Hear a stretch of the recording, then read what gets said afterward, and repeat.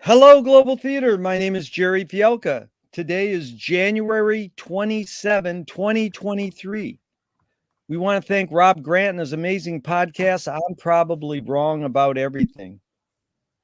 It's an honor and a pleasure to be here today with Sergio Basbaum. Is that the correct way to say it, Sergio? Perfectly. That's it. It's all right. Where in the heck you calling in from? Where this name comes from? No, where are you located? Where are Ah, you? São Paulo, Brazil. Oh, Now, how cool. That is cool. The first question is, what is the best thing for a human being?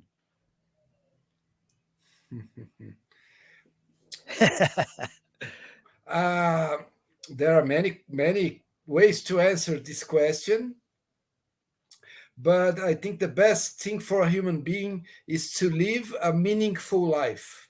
This would be that my answer. that is a great answer. What is your favorite form of information? How information comes into you? Mm, in every kind of way. I am a kind of sponge. I do music. I love cinema. I have studied cinema. I read books. I like philosophy. I like poetry, and I talk to people.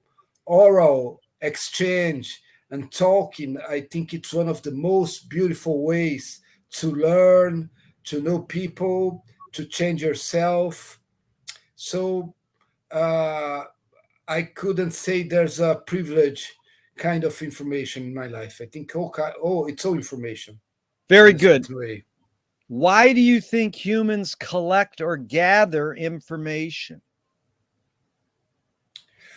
Ooh, I think we could answer this in two ways. One basic way would be to say that we do this to live, to survive, to learn to live in our environments, uh, to learn how to adapt. This would be one possible answer. Another answer would be to make meaning of life, to Yes. to find meaning, to see, to understand why we are here, and to find directions for us in this complex environment.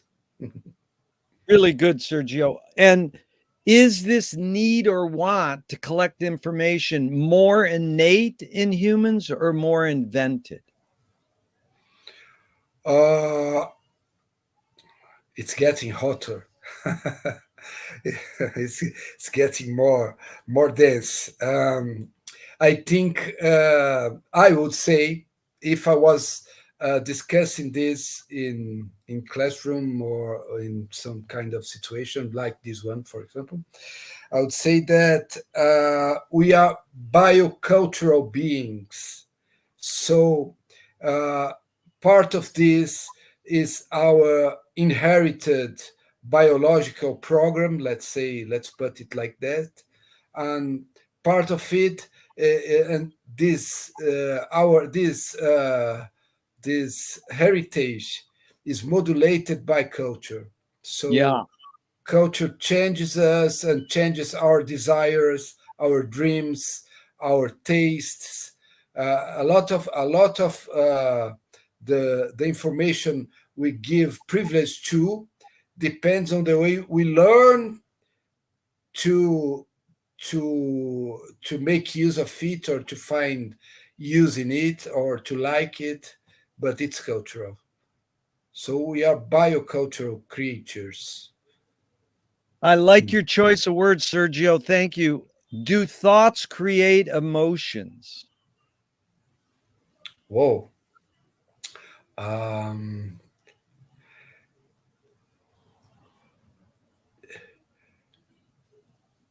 I would say for sure that emotions create thoughts. Uh, so it would be the reverse is for sure. uh, the if thoughts create emotions?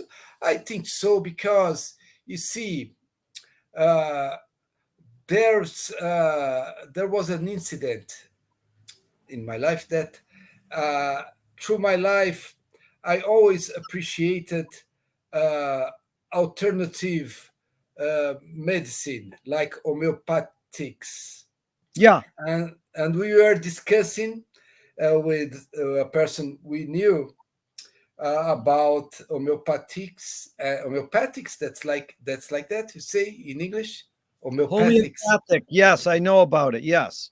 Okay, Alternative medicine. Yes. okay. And then this person didn't believe at all that it could work. She was a very rational person, Yeah. and she couldn't find any logic in homeopathics. So we told her that my daughter had I don't know, a small thing in her hand. I don't know the word for this, but uh, and no conventional doctor could solve this problem. And we went to a homeopathic doctor, and she took some of this medication, which I logically made it the thing she had in her hand. I don't know. Here it is. Go away. It Go it away. It it went healed. away. Yeah. It healed, uh, and that made that person uh, spend 2 nights without sleep, because she couldn't understand. You see, so so you see that this was an idea that created an emotion. Yes. Very good. I welcome stories and anecdotes. Sergio, fill in the blank. I don't know what I think until I Until you no, until you okay, I don't know it's what you I think saying. Yeah, I don't know what I think until I what would you fill in the blank with?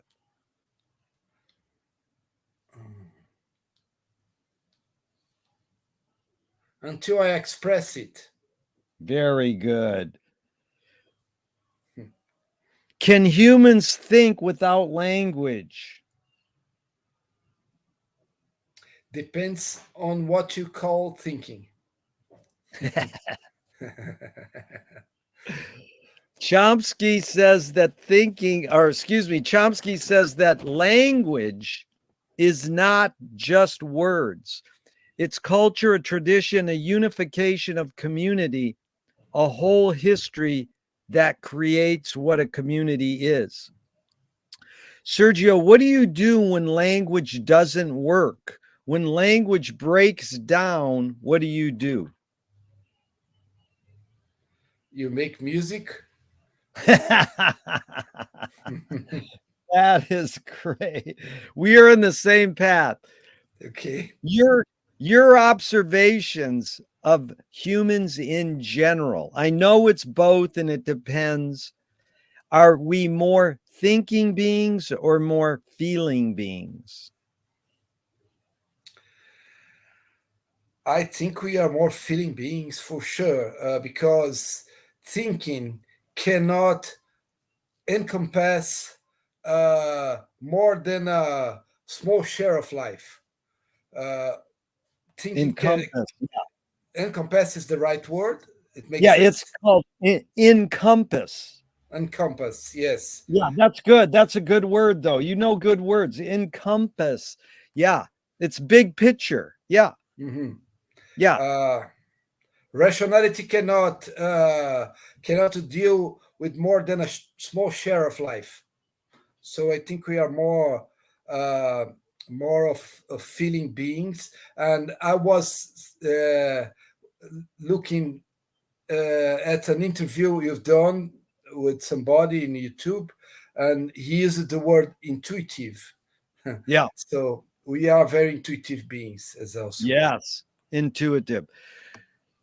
Two questions from Alan Turing, 1950s. One, is thinking a function of the soul? A function of the soul. Uh, yes, but of course it depends on what we call thinking, but what we name thinking, how we describe thinking or conceptualize thinking. But uh, if we are going to talk in scientific terms, it must be something that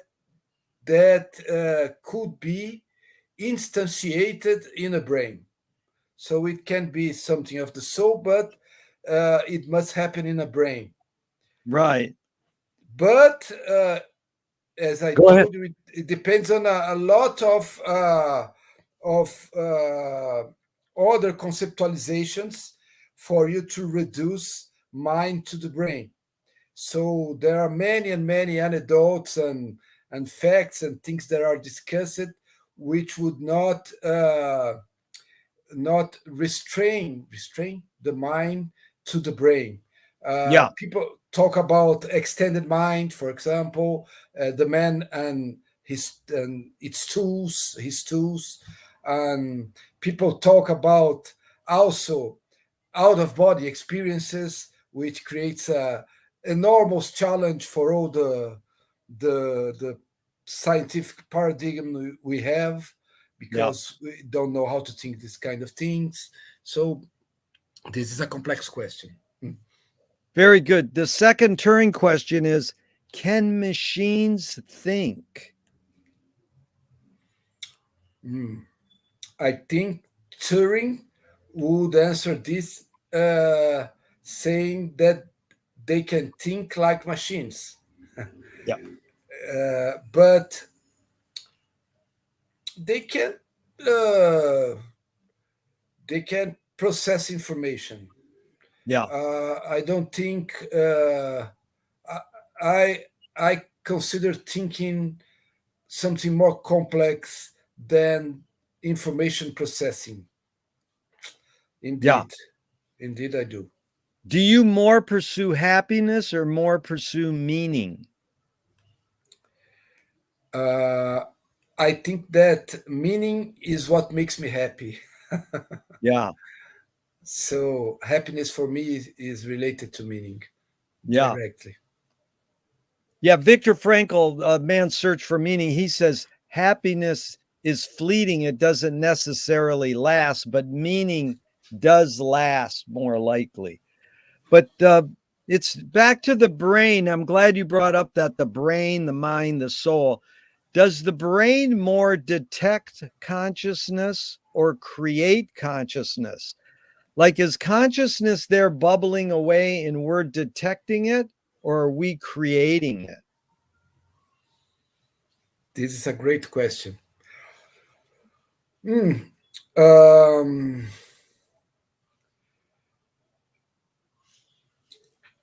it looks like the brain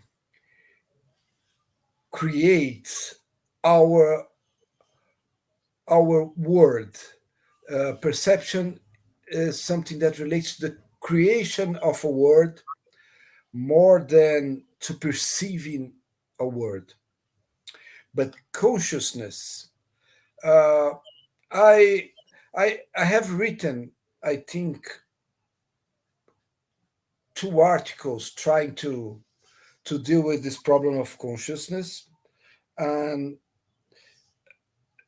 it looks to me that it's enormous. So I don't really think that we can discuss consciousness without coming to a precise definition of what is it that we're talking about when it's talking about consciousness,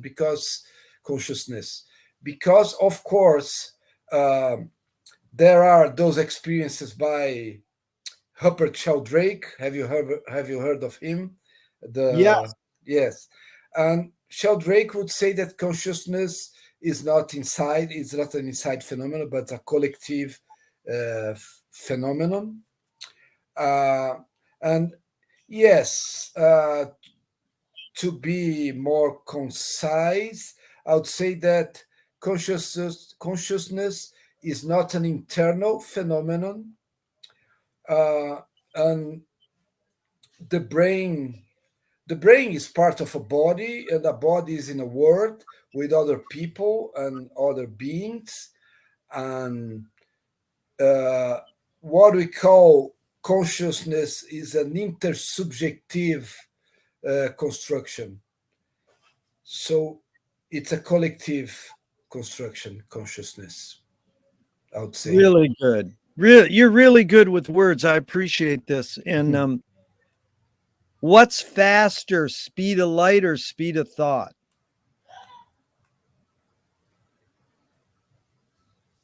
Mm.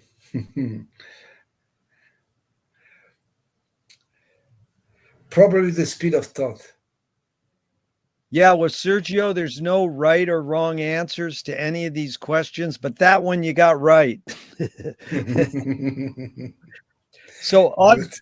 you brought up poetry. Audre Lorde, the poet, said, "You can't dismantle the master's house using the master's tools."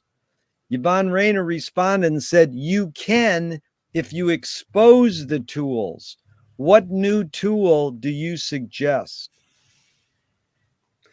What new tool? Hmm. I don't think this is a new tool, but to dismantle the master's house, uh, some suggestions could be meditation is a good answer. Nice meditation. Yeah. Uh, but a second answer could be media theory. Media theory. Yes. What put that in layperson's terms? What does media theory mean? It means that to understand the the structure of uh, the mind, the human mind in different times of in the history of human mind, you must understand uh, the its communication tools and the ways to register and to build knowledge, to make memory, etc. Uh, I think this is. I couldn't think of my intellectual life without McLuhan. Hmm. Uh, Yeah. in that sense, it changes completely the way you look at the history of human mind and human thinking. So when you understand media theory, it gives you a way to frame history that I don't think it can be compared to any other discipline, any other intellectual tool. So if we are talking about tools, I would say media theory. Yeah, I agree. That's amazing because Marshall said if you don't study your tools, how they shape you, you become slaves to the tools. That's Yes, all we are. We're slaves to every tool, including Zoom. Okay, so what new toy do you suggest? new toy. Oh, um, hmm,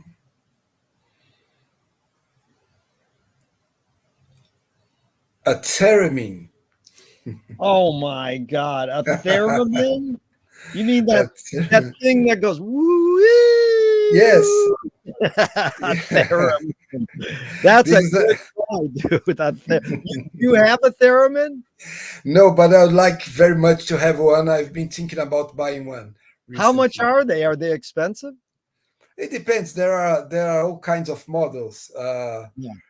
Bob Moog used to produce a very fine, sophisticated theremins, but I don't know if the Moog music still produce them. Yeah. In Brazil, there's a guy producing beautiful MIDI theremins in Minas Gerais, and this is what I'm thinking about buying one. But I mean, like $100, 1,000. What's the range about? I think in terms of dollars, I would say something like $400, something like that. 400. That's Hmm. not bad. No, it's not Yeah. that expensive. What do you worry about when you go to bed at night? Hmm. Uh, to be very honest to you, I sleep much better when I read Hasidic stories from Wow. the. This is what really gives me a better sleep. You read Uh, Hasidic stories to rest, sleep better. Why do they give you better? Why do they relax you, or what do they do to help you sleep? this is a very personal matter, but they connect me with this. I would say, I don't know, thinking loud now, but uh, somehow they connect me to a very deep current of Jewish mysticism, which feeds me a lot, feeds my spirit. Right. Feeds So, the spirit. yes. We're going to get into that in a second. McLuhan learned from Ezra Pound that artists are the antenna of the race. So, yeah, I mean, jazz musicians, teachers, artists, painters, poets. They're broadcasting and detecting the hidden psychic effects of our inventions. So we might be able to cope with what we don't like about the inventions. So, Sergio, I asked you the question Marshall probed his whole career. Why do we ignore the hidden psychic effects of our inventions, even though the artists are broadcasting them to us? Whoa, this is a. Uh, I'm not sure if I understood you the best way I did, but one thing that always impressed me is the fact that most science fiction that's been written in the 20th century is very dystopic. So they are telling us, uh, I don't know, since the 20s, the 1920s or something, that something was going wrong in our Yeah, culture, and it looked like nobody wanted to pay attention to it, just like you said. yeah. Uh, and one interesting way to think about this uh, is to think about what McLuhan called Narcissus narcosis. I Very have good. I have written an article recently exploring this idea in terms of this the way images create an imaginary and we live into this. So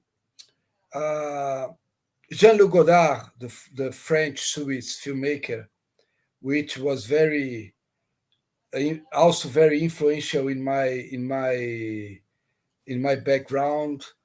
Uh, he said that to study films, we had not only to look to try to understand the kind of vision they created, but the kind of blindness they created. Yeah, So our media and our the way we got anesthetized by our tools and our environment make us blind to what is really happening. We are like anesthetized is not the word, but how to say intoxicated is not the word, but we are uh, drugged. Drugged is I'm forgetting the word. Uh, when you take well, a drug, those words capture it. And McLuhan said, needle the somnambulism. It puts you to sleep. Yes, yes, Yeah, that's it. yeah. So yes, and we got numb and we don't see. So we are back to the problem of media theory that can wake us up from this uh, hallucinative condition, But hallucinatory condition. but Let's say. Sergio, that was so well put. I love Narcissism as Narcosis, the reinterpretation of the myth by McLuhan. But why are they blind? Why are they ignoring? That's the question is why do they become intoxicated or sleep? Hmm. The artists are swirling all around us. Why do we ignore what they're saying to us? It's probably more comfortable, Yeah, probably more comfortable not to know than to know. yeah, Uh, yeah. Not to know. Yeah, and of course, this would put us in a also in a political arena of discussion. How the mind is created through mass communication and certain values are inoculated in people through life, and it's not easy to be free is not easy. I don't know even if it's possible. that's really good. To be free is not easy. Good. That is a good aphorism.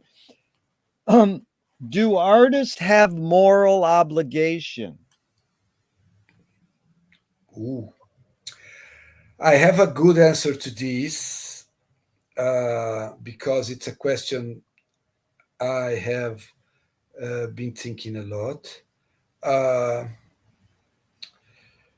During the 70s in Brazil, when we had a violent military dictatorship here, there was this huge debate about what artists should do in terms of collaborating with the political fight.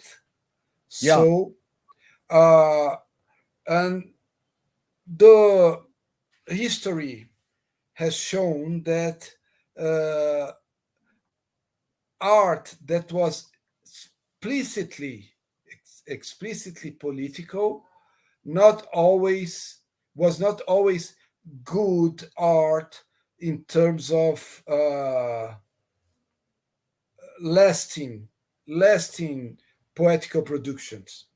yeah, So this debate has been around in Brazilian society for 15 years very strongly. What are the obligations of the artists? What do can you say to an artist that he must do something? Does this make sense in terms of thinking about art? So, uh, a beautiful way to think about this, I think, in my background, is my glasses now better. Um, um, Maurice Merleau-Ponty, the French philosopher, has a very beautiful passage in which he says that perception is the baby cradle of morality, because when you perceive the other, there's a level of violence that is not possible anymore.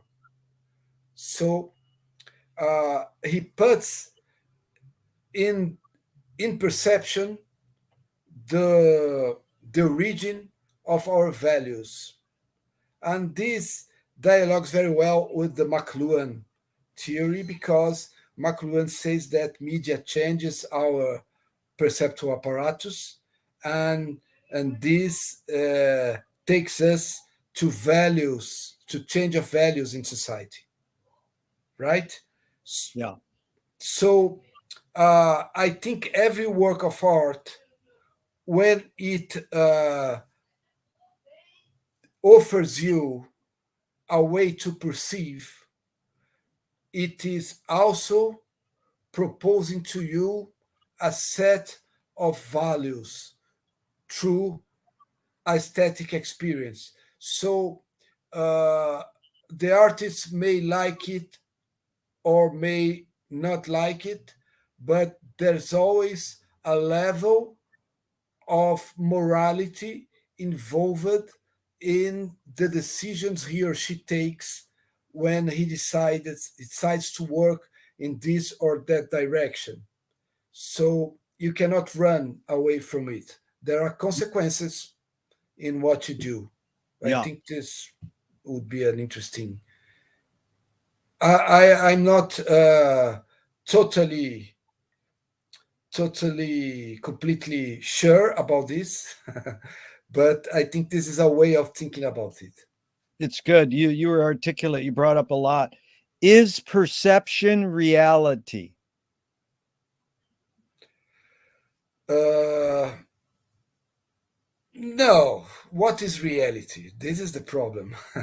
The perception is the reality in which we live. But if this is reality in terms of objective reality, this is another absolutely another question. The perception is the creation of a world in which I can perform what I am what I am intend to perform at that precise moment. So we are talking now. What exists for me here is the screen with your image and my image, and all the rest has disappeared for me. Yeah. So perception creates a world in which we can perform according to our needs at that precise moment. It Yeah. has nothing to do with reality. Yeah. It can It's be illusory. Mm. sort of unreal that we're doing live TV across the world, and I'm seeing your face and you're seeing my face, and we're having this dialogue. That's unreal. But Lily Tomlin said reality is just electron. Sergio, I'm glad you're here because I'm having a lot of fun. I like how you sort of laugh a little before each question, after each question, because that's what I'm here to have fun, but I am learning. Um, are you more afraid of new ideas or more afraid of old ideas? As long as they remain ideas, there's no danger. But uh, certain ideas, when they become actions, they are dangerous, and we are seeing this both United States and Brazil now, uh, and some very old ideas. I don't know. I am not even sure if there is the possibility of any new ideas. So many things have been taught already. Yeah. They just can be recombined. I think this can happen. You can make some kind of mix and find new combinations of the very same words and ideas. I am a little skeptic about the possibility of really new ideas. I think we are very much, a good word would be that, entrapped in our intellectual tradition. Yeah. Artists can take us a little bit, a little bit. Can create for us uh, more open landscapes. I think maybe. Yes. More open landscapes. That's good. Can you conjure up your earliest memory ever or one of them?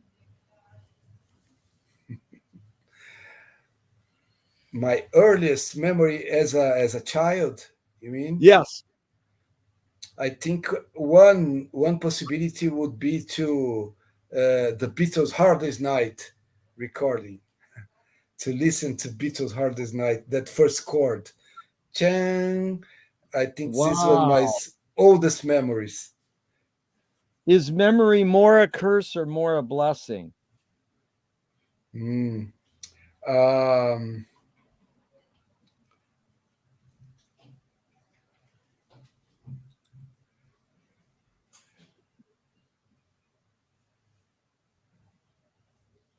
more a curse or more a blessing. I'll tell you that in a certain way, because I have a very good memory, it helped me make my living because I remember always some quotes and some good Yeah. uh, good quotations in classroom, etc. And it looks like I have read much more than I did. But That's me. but Yeah. We can quote things. but We don't even have to read the book. We can just say the quotes. That's actually McLuhan. The future of the book is the blurb. uh, but I understand what you say, that memory can be a curse because sometimes it would be good to just to forget and carry Yes. life on. Okay, it would free us from a lot of things that can become traumatic or something like that. Yeah. You just forget and it's done.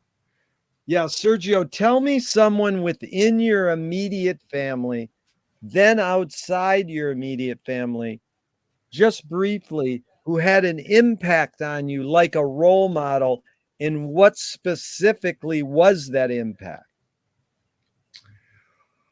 Well, in my immediate family, I think that we listened to a lot of Brazilian music at home in the vinyl era. So we would go to the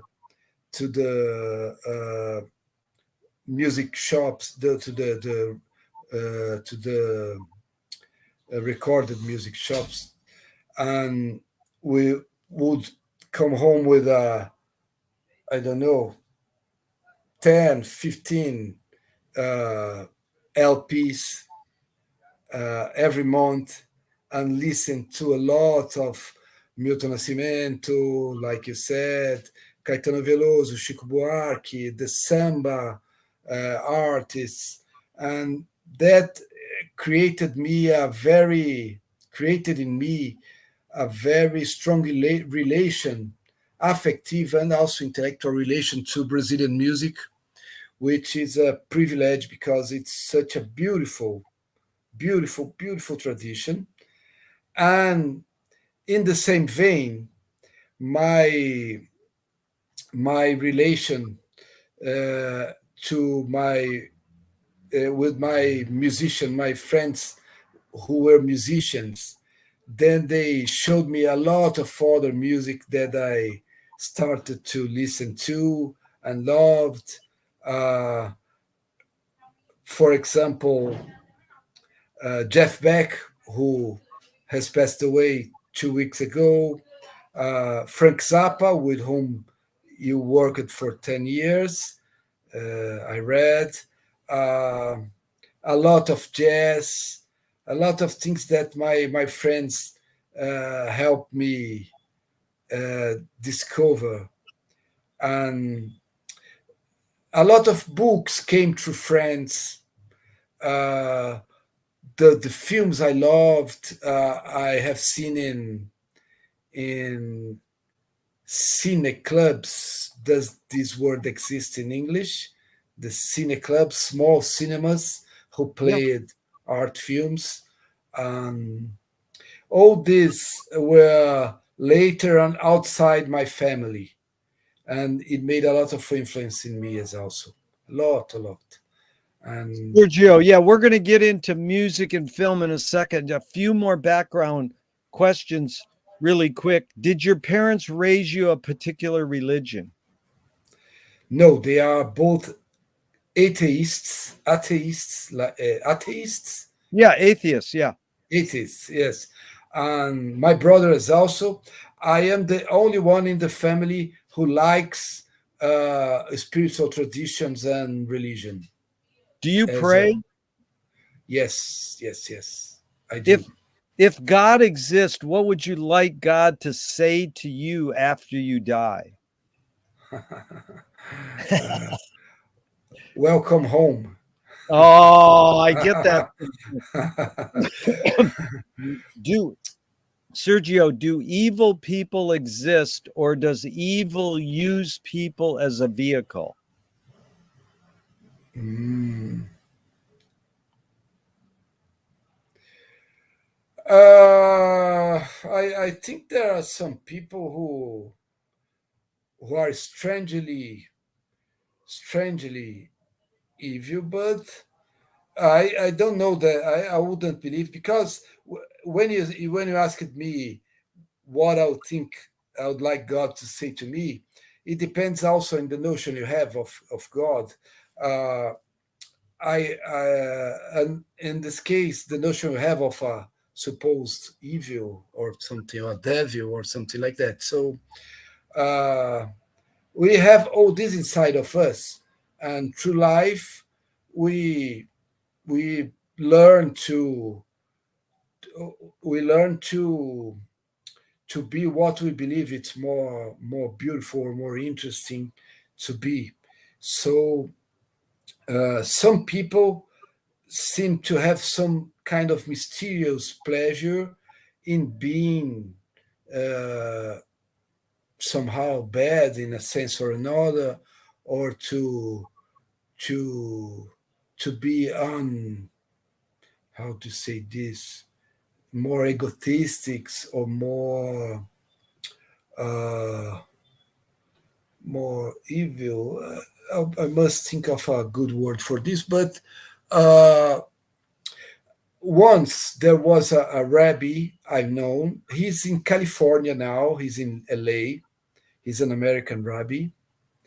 Uh, and he asked me that I should take my dad to the synagogue because my dad is an atheist.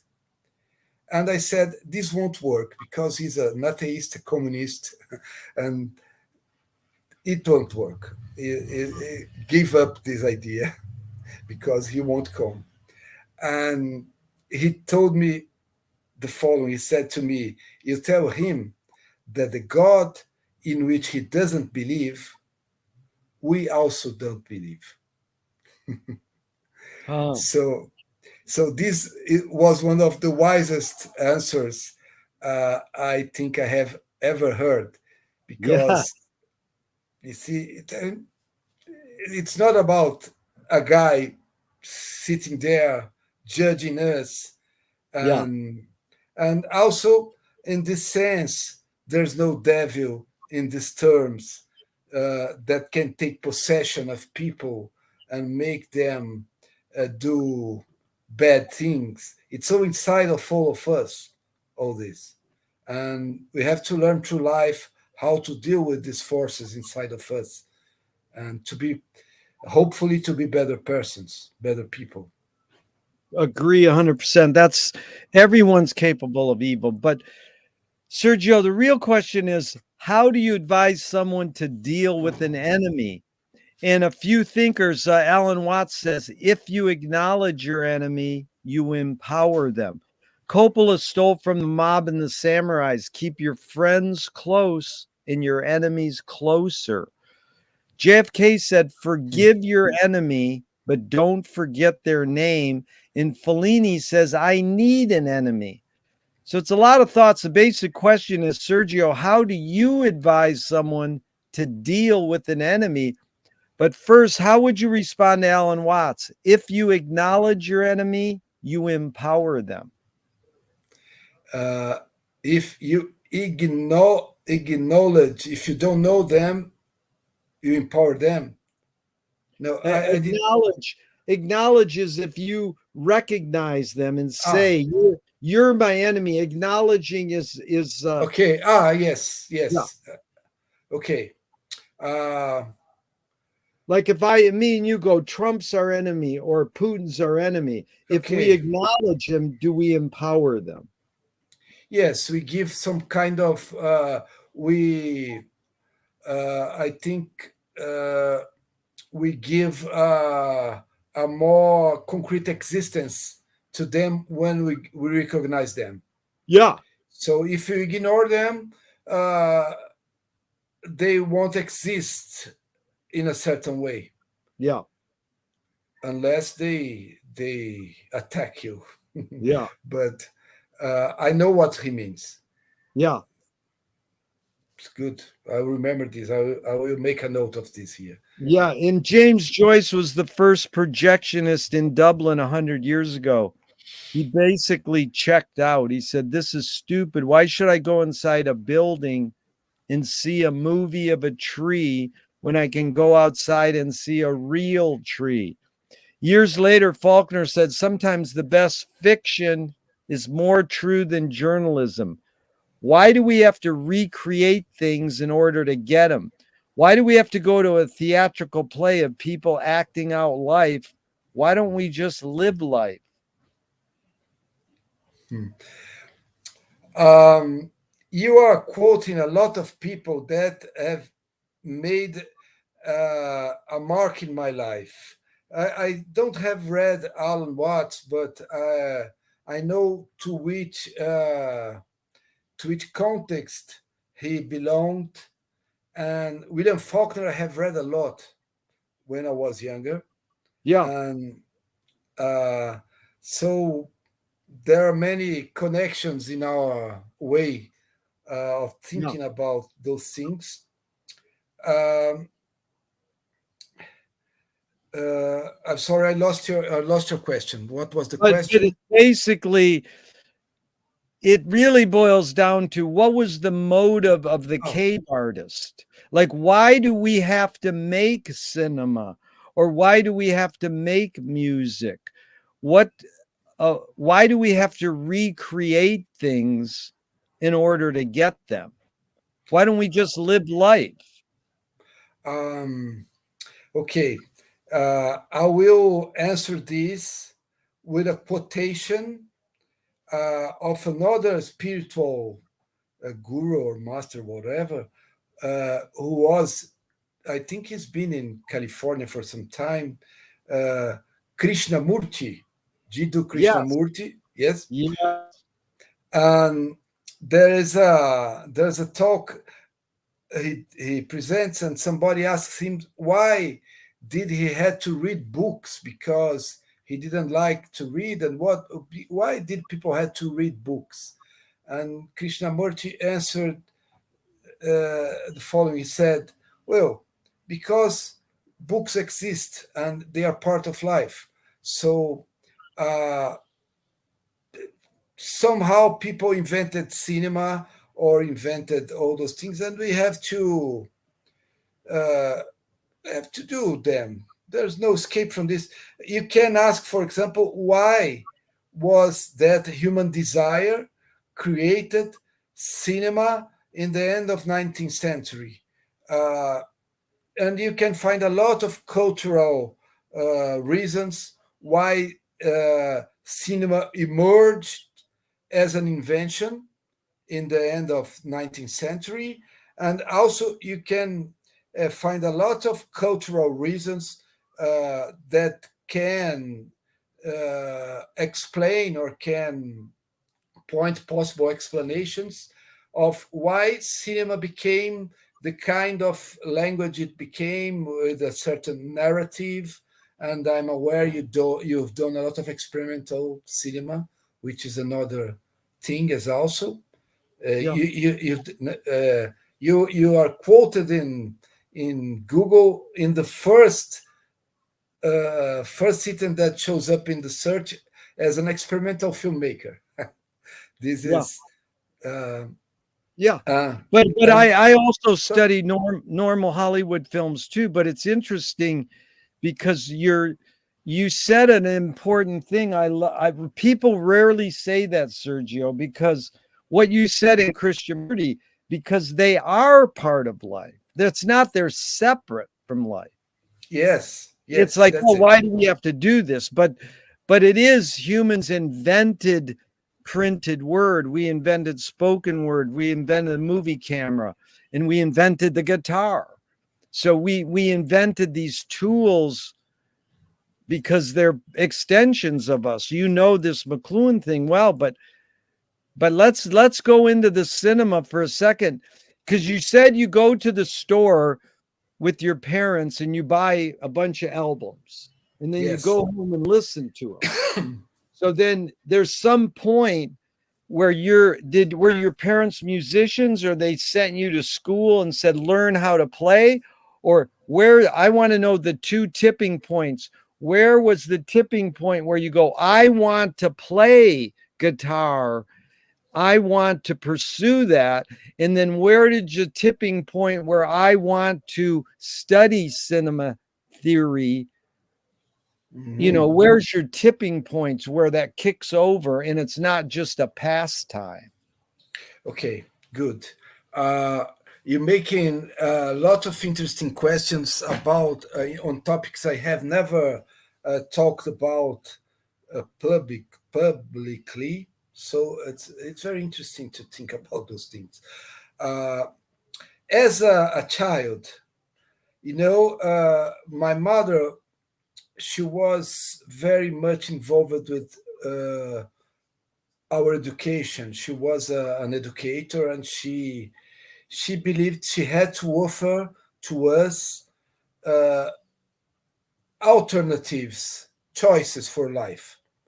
So she brought a guitar teacher for us, who used to come in our house to teach me and my brother. So he would come once a week at home, and we would teach us some songs, etc. And we learned to play guitar, acoustic guitar. It took me for some years to learn, but around 13 or 12, I could play a little bit, etc. And uh, and we played at home. We played with friends. There we had other friends who played, so it was a pleasure, and I always enjoyed music. But I think there was, and I started to study more music theory and solfege, and when I was around 13 and 14, when we moved to Rio de Janeiro. But then there was, I think, the fact that we started to smoke marijuana, and when we were around 16, and music became a enormous pleasure, Yeah. unbelievable pleasure to smoke and to play. And and then I made a trip to the northeast of the country with a friend of mine, and we we went to unbelievable small places in the margins of the Rio. Uh, when I change language, I forgot the names of things. But in the northeast of Brazil, there are beautiful rivers, and São Francisco, Saint Francis River, which is an Yeah. enormous river in the northeast of Brazil. Yeah. And we went to a village uh, in which there were more than 20 houses. There was absolutely nothing there, and we just had biscuits to eat, and we had our guitars. And I remember that in a certain day, one of those 2 days there, I had this insight that music was something I would never get tired of. So Yeah. I could study this for life. But and then I decided to be a musician, and I didn't went to college to study music because I was talking about this with a friend some days ago. Because my musical idols at that time in Brazil, they had a very negative impression about the music colleges in Brazil. So it doesn't. Hermeto Pascoal, do you know Hermeto Pascoal? One of my heroes, the Frank Zappa of Brazil. Yes. Good definition, yes. Frank Zappa of Brazil. Very good definition. And Hermeto at that time was emerging as a genius, and he never went to college.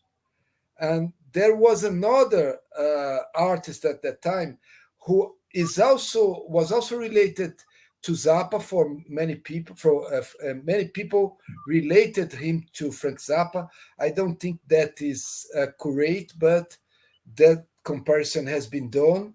Who is Arrigo Barnabé? Have you heard of him? No, but Uh, you can tell me more about him. That's very interesting. Yeah. Yes, he brought serialism into popular music in Brazil. Yeah. So, and it was also with a rock and roll feeling. So this is why people compare him to Zappa. It was Yeah. very theatrical and with very pop as also, but also very complex.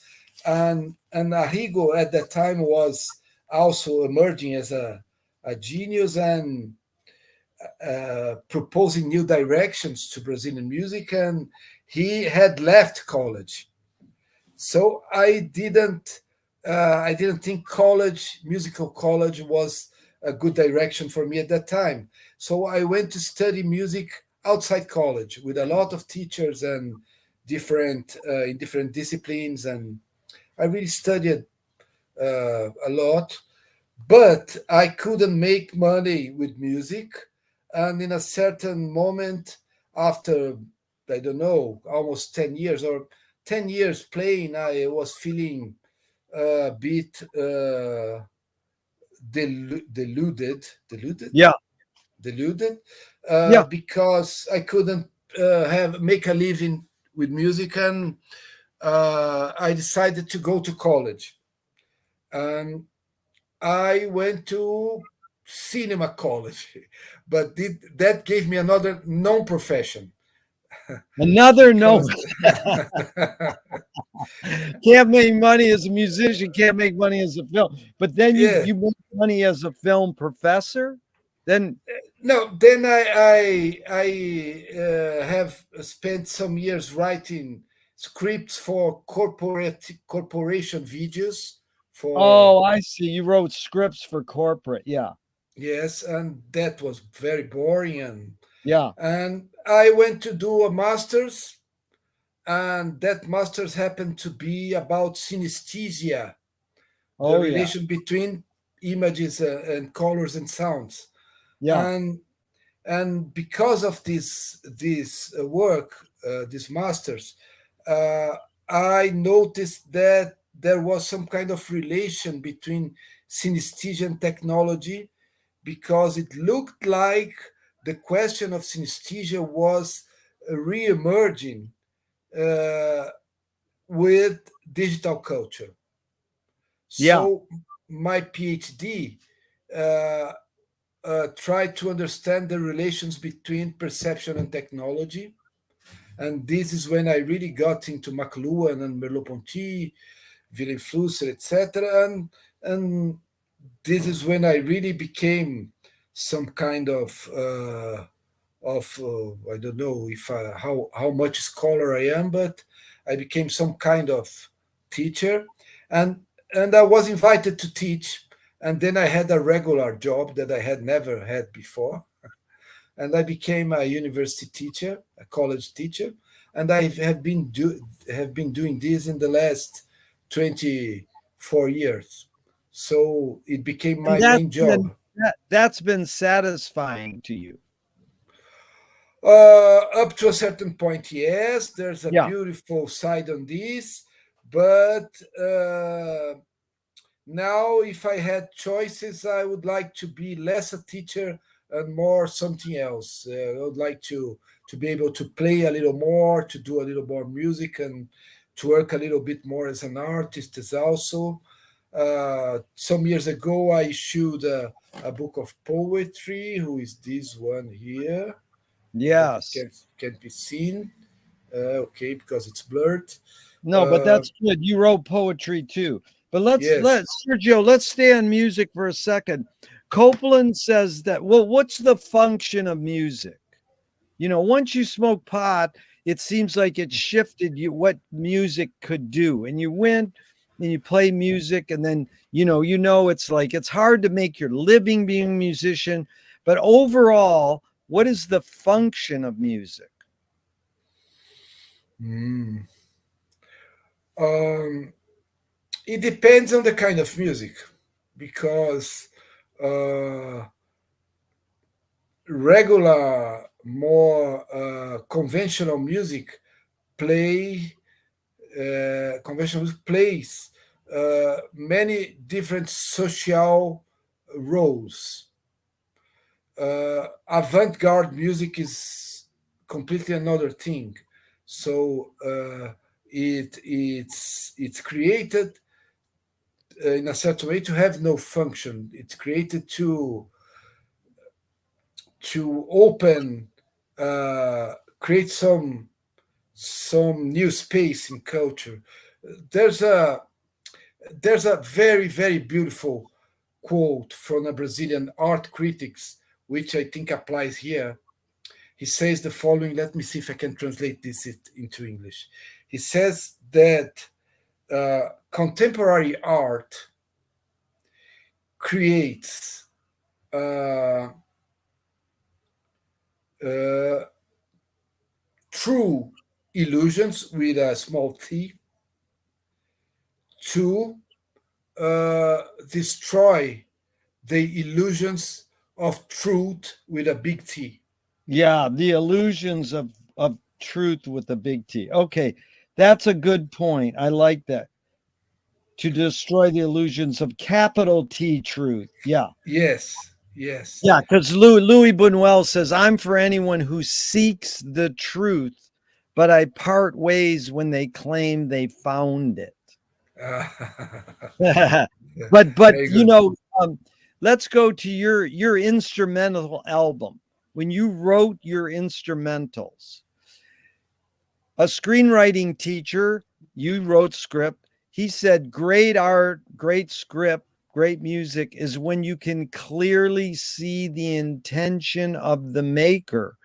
Kubrick says the opposite. Great art is when you can clearly not see the intention of the maker.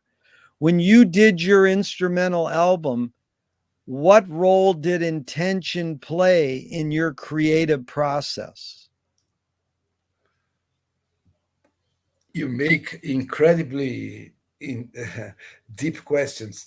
Um, but I think that when you start to work in a composition, part of the job is to know what belongs there and what does not.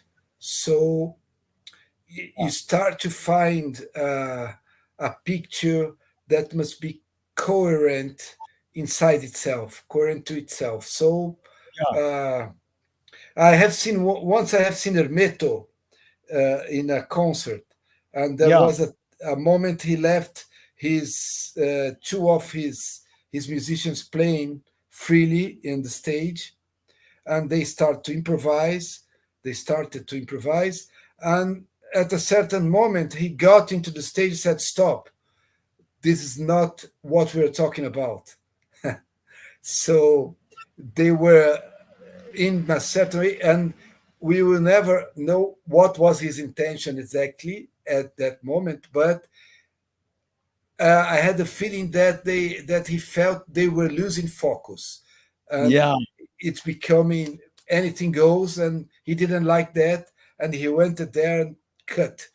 So uh, uh, I believe for myself that uh, when I'm in the best moments of music creation, I am very careful with each new note I add to the composition.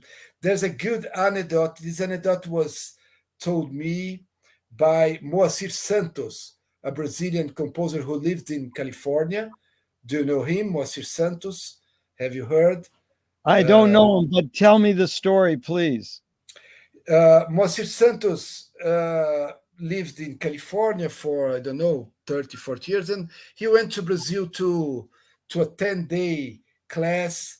This was 1994, Campos do Jordão. It's a city where there's a very beautiful music festival in the winter, and they bring teachers, uh, great teachers to work in different directions with the students. And I was there as a student of composition and arrangement, and Moacir was the invited teacher.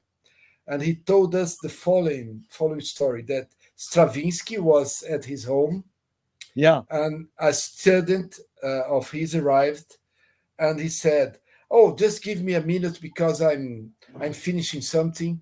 I'll be with you in a moment." And the student said, "Okay, master, go there." And then 4 hours have passed, and Stravinsky then comes back, and the student is there still waiting. And he said, "Oh, well, I forgot that you were there. Sorry." And the student says, "No, that's no problem, teacher, because I have written 6 pages of music here." And Stravinsky says, "Oh, I had just written one note."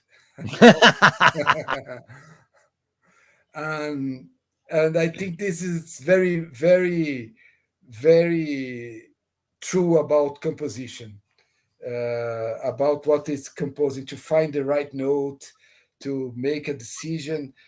Sometimes we give up because that note doesn't show up, and you finish the composition anyway, with some undecided questions, but unanswered questions, like the that other American composer, I forgot his name, had a composition with this name, unanswered question. But sometimes you leave it not completely finished, but ideally, you would not finish a composition without being sure about each note that is there. Yeah. Well, you brought up two good things there, Sergio. Thank you. Duchamp says there's no art without an audience. How much do you think of your audience when you're writing your instrumental album? What role does your audience play in your creative process? Hmm. I think in terms of the creative process, I don't care very much. I just work on the ideas that show up and capture my imagination, and they doesn't give me peace unless I develop them. They come back and come back and come back, and I say, "Let me do something with this because uh, it won't leave me. So let me make something of them." Yeah. But when it comes to play publicly to an audience, I think an important moment for me was when I thought that there were so many musical attractions in the city at that same time when I was playing, that if somebody was bringing his new girlfriend to see me playing, I should give him a good night, you see, to the couple, Yeah. because he had so many choices and he went to see my show, my concert. Right. So I had to respect this. So I respect the Beautiful. public and try to create a beautiful atmosphere. But That is I good. haven't been playing very much, but this is the way I think in Yeah, relation to the that's audience. good. In Igor Stravinsky said, most people don't know what they like what they know. So, my friend, this is about developing an aesthetic, a taste. Like, oh, I like Milton or I like Jeff and Frank. You've developed an aesthetic for you, you gravitated towards them. The first chord of the Beatles, bomb. So, my friend calls the three T's of music: technique, theory, and taste. You've learned the technique, how to play guitar. You learn the theories, how to chords, structure. How does one acquire taste? Um, I think you have to. expose yourself to as much music as possible and see how it affects you, because some musicians do things that uh, it doesn't matter if you have the technique and the knowledge, it stays mysterious. It keeps a mystery. We Yeah. I will never understand how uh, Miles Davis create that atmosphere in his recordings. It's Yeah. unexplainable. I can understand what are the chords and what they are playing and what more or less they studied to Yeah. get there, but how that happened, uh, it's impossible to know. So uh, you have to have repertory and see how it affects you, and then you start to choose what you like and what you can you can do better as also, because I've been studying jazz for, I don't know, since I was 16, and I never felt that I really uh, that I was really a jazz musician, because uh, something was missing in my playing. But when I compose Brazilian music, I don't have to make any effort. It just happens the way it has to be. So I started to recognize that I shouldn't write. I could study jazz, but I shouldn't write jazz music, because this is something for American people to do. They know how to do it, and I can write beautiful pieces influenced by American music, but uh, in Brazilian terms, because I do this without effort. I started to recognize what I do better. It's good. Yeah, you tapped into your roots. So Yes. you brought up Miles. Two things about Miles. He talked about the space between notes. You've touched on this already. It's not what you play, it's what you don't play. How do you navigate knowing the use of silence in dynamics in music composition?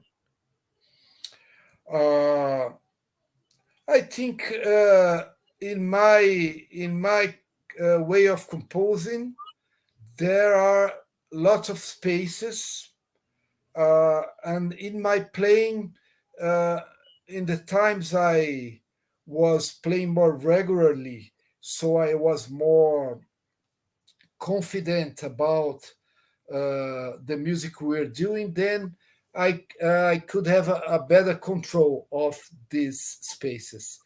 Uh, if you are not playing regularly, you don't have the command, and the band must be very, very synchronized to understand, because if you don't really practice together, there's a lot of anxiety, and if you don't play, somebody wants to play immediately something in that space.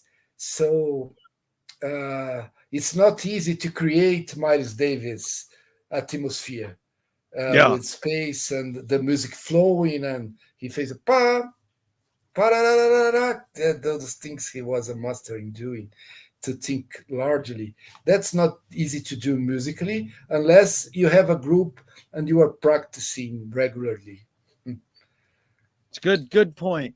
In fact, Ben Ratliff just wrote a book on Bill Frisell, and he said, I mean sound as it has long functioned among jazz players as a mystical term of art, as in every musician finally needs a sound, a full and sensible embodiment of their artistic personality, such that it can be heard at best in a single note. So you did it just a second ago. You went bam, and we're like, that's Miles. We know Miles when we hear a note practically or a couple notes. Coltrane, we go, oh, that's Train. Jeff, we know that's Jeff. Frank. So Ben described Miles in 2 words: fragile and pointed. He described Coltrane slightly undercooked and urgent. If a music writer was going to explain Sergio's sound in a couple words, what 2 words would you feel he got it?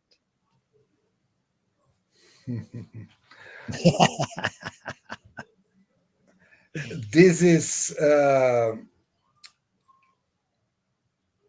melody and rhythm, No, but you would say the but first word is melody. yes, I think I write good melodies, and Oh, I have you mean written melody would be the 2 words that you write. yes, No, writing melody. I got you. That's good. Yeah. Go ahead. Yeah. but my instrumental album was very much had a very positive reception at the time, but it's more than 20 years ago. But I had a question for myself there, because those were compositions made through 10 years of career, so they were very different. Between them, there were a lot of different moments of my life there, and each composition demanded a completely different approach in the guitar and the instruments played. So uh, I had the impression that in 8 tracks that were recorded, there were 8 different players. So I tried to record a second album, which I have never issued because uh, maybe I've been I had too high expectations, but I didn't like the results, and I didn't issue the album. But I have written material to record live in the studio, just like in the jazz albums that I loved, uh, and to play just with the same sound in the guitar in all the compositions, to create a kind of identity as a player, Yeah. because the other album was there was enormous variation between the tracks. Uh, but this has never been issued, so I will just be able to find out if I can give an identity to my playing if I make another album now, 20 years ago, more mature as a musician and as a person, and see if these years playing much more at home than publicly resulted in some kind of identity. And I believe so, but I will just know that when I get into the studio and record something. So I feel for my expectations, uh, I think I didn't get to a synthesis of the many things I have studied and loved as in music, but and philosophy and whatever that should come together in my music. But I don't think I got there already. You look forward. You got something to look forward to. Yes, yes, Just yes. to climb up the mountain. But Sergio, you cover a lot. You covered culture, cinema, music, so many things that we have similar.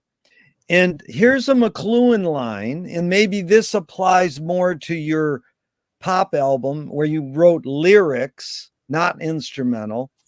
But I'm curious your thoughts on this McLuhan line. Song is slowed down speech. The reason cultures have different musical taste is ultimately connected to language difference. Any comment? Suss that out. What do you think Marshall was saying there? And I'll read it again if you want. No, I think I understood. I think he's right, as absolutely most times he's right. And each language uh, uh, turns into a different kind of singing. Yeah. Languages have different sounds, and they offer different affordances for composing and for Yeah. singing. It takes you to different sounds and combinations. I think he's right. Each popular music is the expression of a language that became singing. There's a there's a teacher in Brazil, an author called um, what's his name? Semiotics of Music. Uh, I remember his name because it's funny in English. When I change language, I forget names, and That's all so right. But anyways, he teaches semiotics of yeah, music. What does he say? What's he his point? says he has a thesis about the what he calls the sang word, a palavra cantada, la palabra cantada, uh, and he says that uh, song is when you start to sing. It's like talking. It's just like talking, but Yeah. then it becomes music. Suddenly it Yeah. becomes music in a moment or another. Flips into music. Yeah, that's Zappa said. Zappa said you go to the gas station, and the attendant goes, "You want me to fill it up?" And he goes, "That's like song." The way he says it, he hears it as music. So, Sergio, here's the ultimate question for you: what's more fundamental, music or language?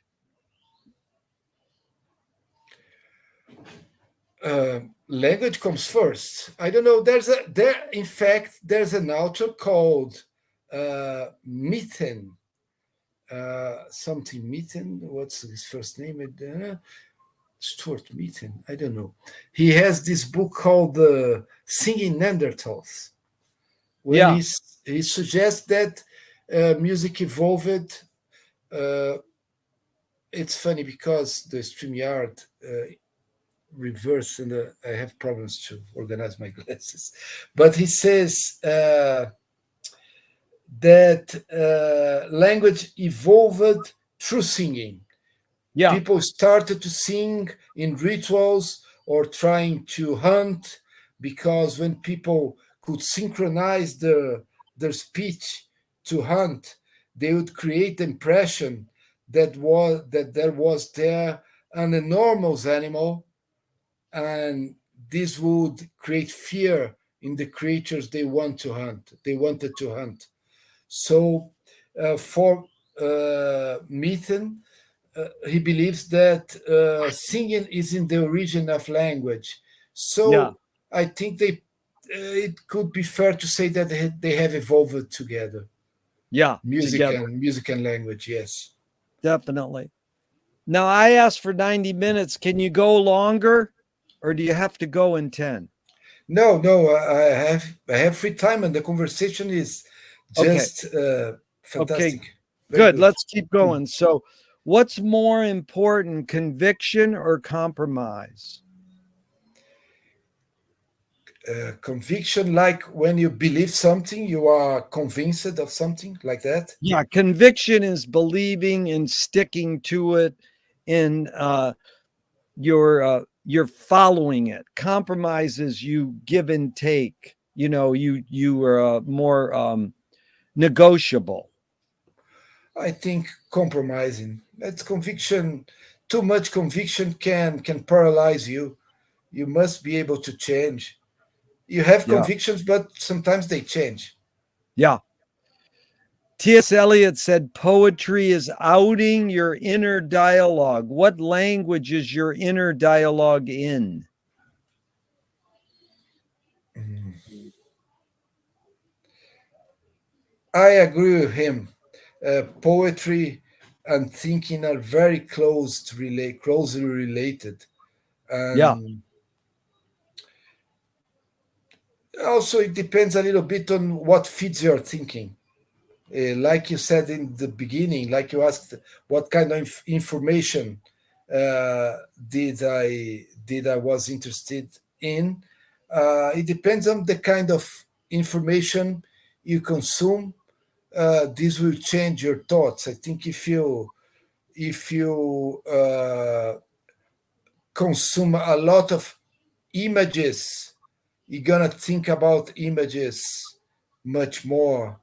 And if you read books, theoretical books, it's a way of thinking. If you read fiction books, they take your mind to different directions. If you read a lot of poetry, this will be a very good decision to your mental health.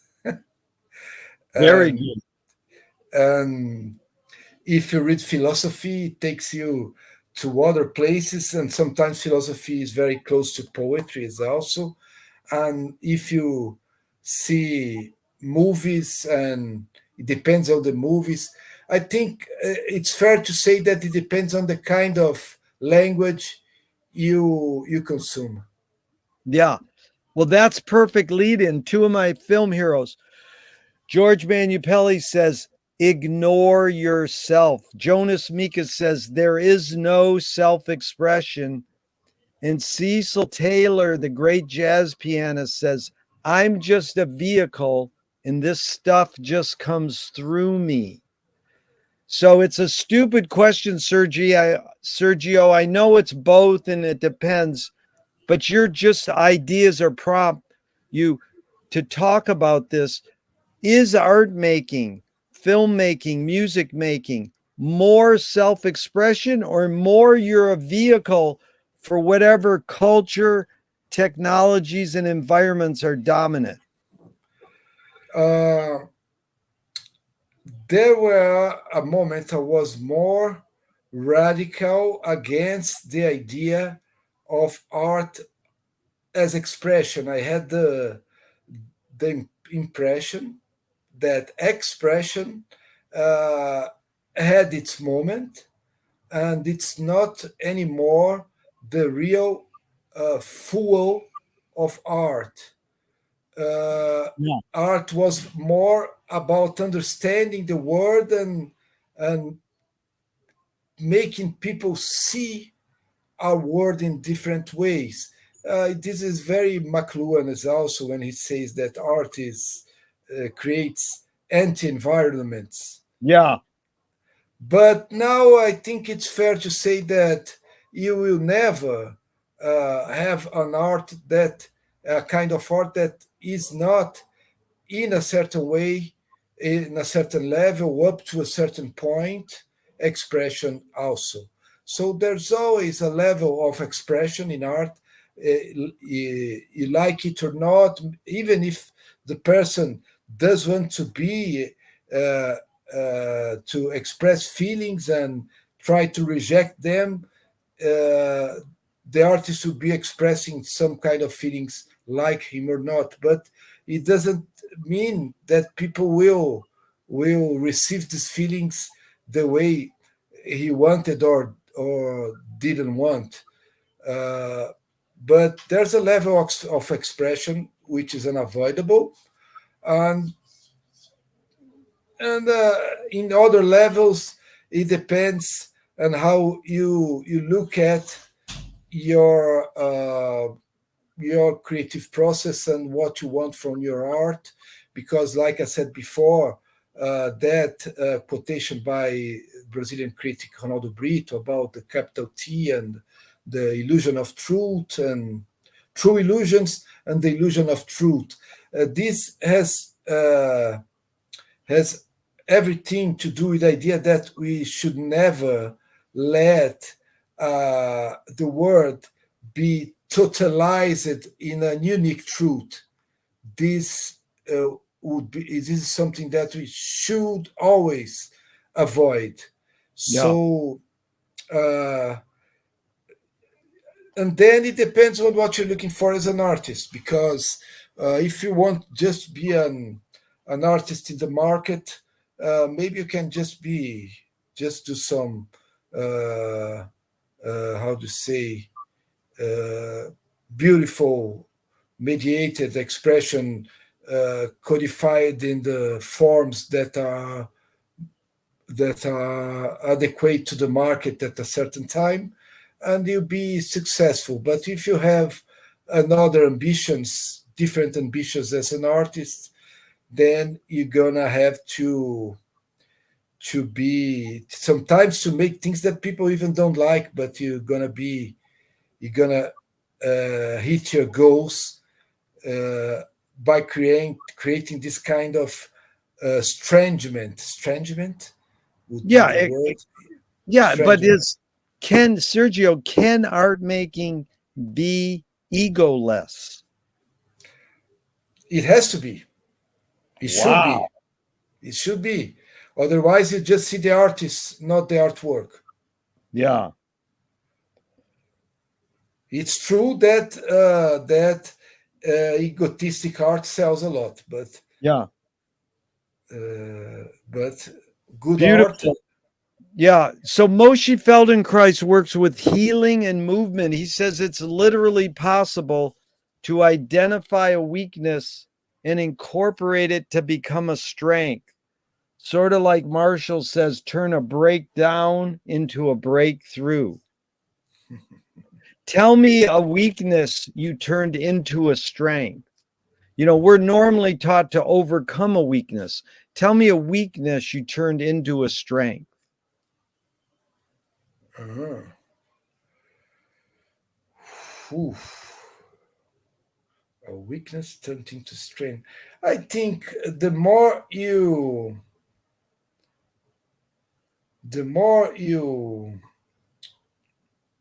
work, and this is endless work, the more you work on taking off your ego and let things happen through you in a certain sense, like Cecil Taylor, but then you look at them and you make choices. But the less I there is, the more beautiful it gets. Yeah. Probably. Yes. How do you find peace of mind? How do I find peace of mind?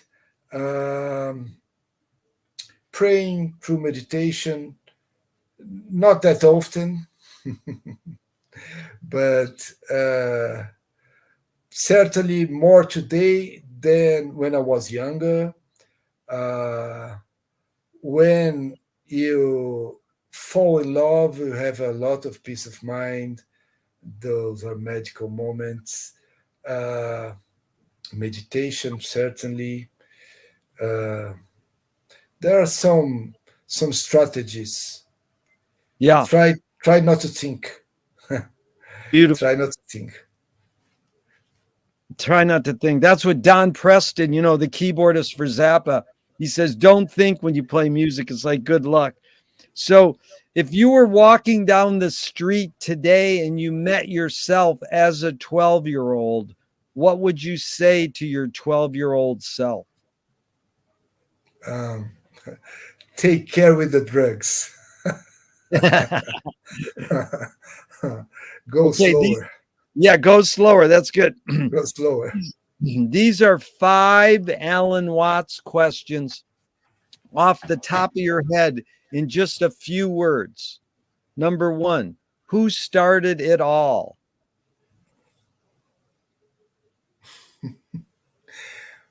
Whoa. Mm,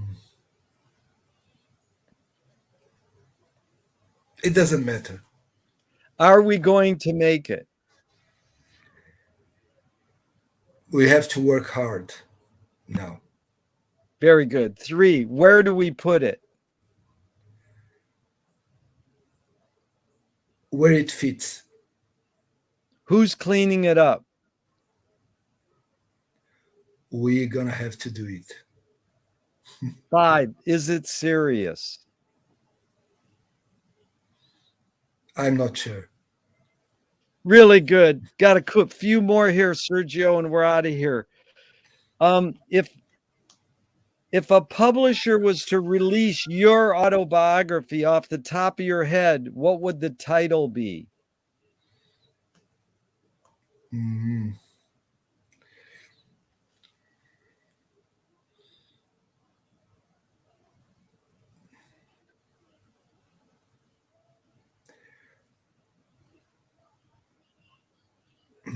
Whoa, this is this is a tough one. Uh,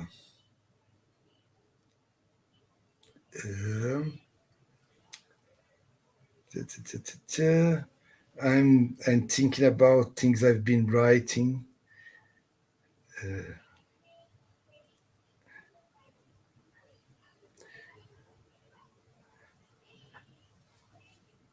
Hmm. Wow, I have never thought about this. Um, okay, give me another question and I will try to answer this. No worries. And you can always type it in the chat or email me. It doesn't matter. It's all good. If they want to scent the glue in your binding of your autobiography, what smell? Uh, please repeat the question. You know, where the publisher wants to put out Sergio's autobiography. They want to scent the glue in the binding. What smell? What smell?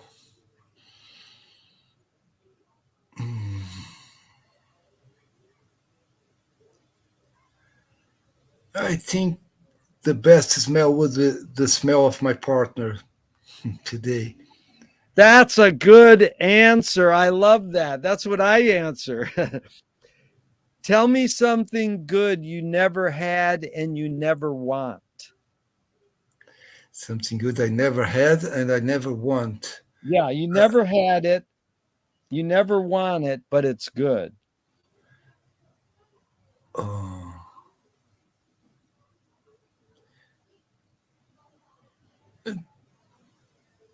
to climb the Himalayas. To do what? To climb the Himalaya. What The is that? the What is that? mountain. The mountain. Oh, to climb. Himalaya. To climb, yes, to climb the Himalaya. I never wanted this, but must be interesting to do it. Gotcha. That's actually a good answer. Yeah. If you were in a vat of vomit up to your neck and someone threw a bag of shit at your face, what would you do? Oh my God. Uh, uh, I I think the first thing was to clean yourself and see who has done that. Yeah, clean yourself and see who did it. Did it. Yes. I've never had that answer. Very good. Sergio, what's the cultural shift you see developing today that inspires you? Um,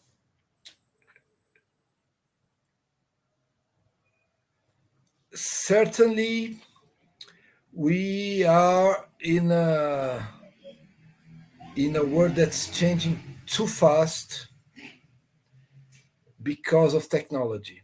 Technology is imposing a rhythm of changing to us that we have never experienced before.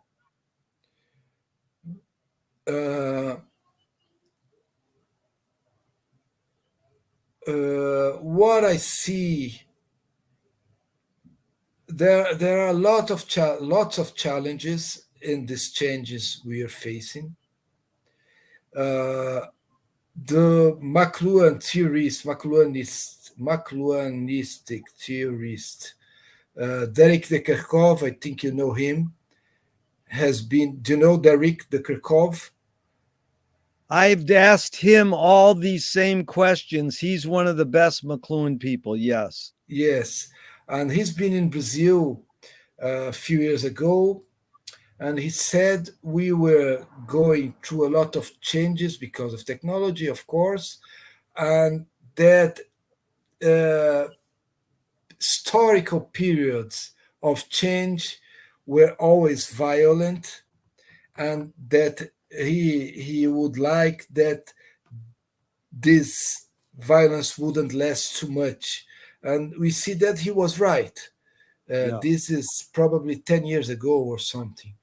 And I think the good side of all this is that at least part of the world, the human part of humankind, is getting more aware of what has to be done for us to stop destroying the planet and to have a place where next generations can live in peace and etc. But we are now going through certain turmoils, and we hope it ends as abruptly as it started.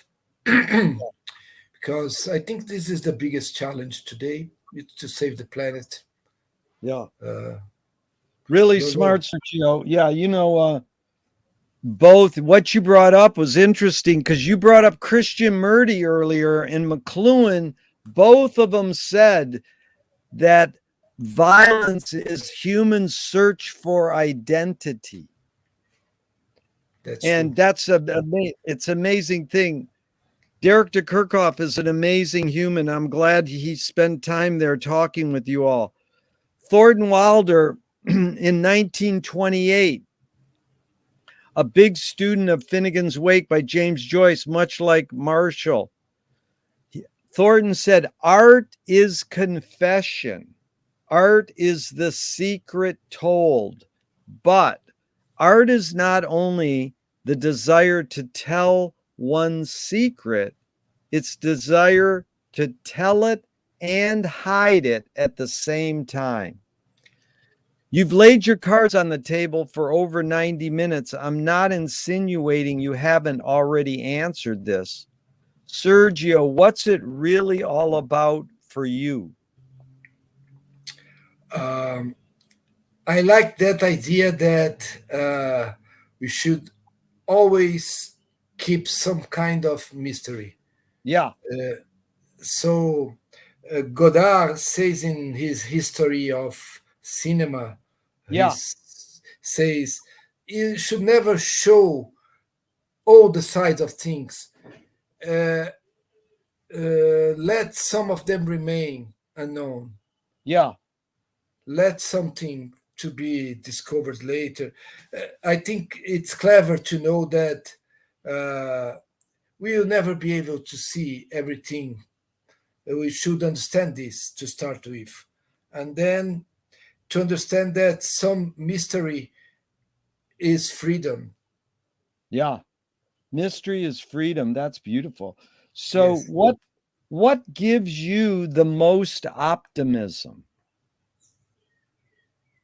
Mm. My children, Yeah, they are that's really amazing. that's the answer I get the most. Youth, children. Thank you so much. It's been truly enlightening because the first question is what is the best thing for a human being? And Wilhelm Reich said the best thing for a human being is another human being. And the last question is what gives you the most optimism? That's the question they asked Groucho Marx at the end of his life. And he said, other people. So, it's truly been enlightening for me to spend this time with another person. You said the best thing for a human being is to find life meaningful, and this search for meaning can only happen with other people. We can't find meaning by ourselves. True. So I'm really grateful for you sharing your time with us, Sergio. Really appreciate it. Thank you so much. Me too. Thank you very much for the invitation. It was a privilege to be talking to you, and a great time. Thank you very much. Fun, deep, meaningful, And someday maybe playful. we can, thank you. Someday maybe we can jam some jazz grooves together. Ooh, yes. When I'm in California, I'm gonna call you. Please do. Sergio, I'm going to Okay. hit the end broadcast button, but I hope this never ends and we keep talking forever and ever.